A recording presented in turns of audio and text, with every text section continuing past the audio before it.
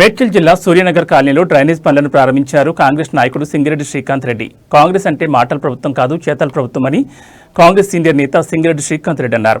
గత కొన్ని సంవత్సరాలుగా పెండింగ్లో ఉన్న డ్రైనేజ్ పనులను ఆయన సూర్యనగర్ కాలనీలో ప్రారంభించారు. పోచారం మున్సిపల్ పరిధిలోని అన్నూజిగూడలో ఉన్న సూర్యనగర్ కాలనీలో గత ప్రభుత్వం చేయని పనులను ఇప్పుడు కాంగ్రెస్ ప్రభుత్వం పట్టుదలతో చేయిస్తోందని శ్రీకాంత్ రెడ్డి తెలిపారు. ముఖ్యమంత్రి రేవంత్ రెడ్డి టీంలో భాగంగా తాను ఈ కాలనీ సమస్యలను విని డ్రైనేజ్ పనులకు శ్రీకారం చుట్టానని చెప్పారు. ఈ సందర్భంగా శ్రీకాంత్ రెడ్డి మాట్లాడుతూ గతంలో తాను ఇచ్చిన మాట ప్రకారం ఇప్పుడు పనులు ప్రారంభిస్తున్నారని, భవిష్యత్తులో కూడా సూర్యనగర్ కాలనీకి ఎలాంటి సమస్య వచ్చినా ముందుండి పరిష్కరిస్తానని హామీ ఇచ్చారు.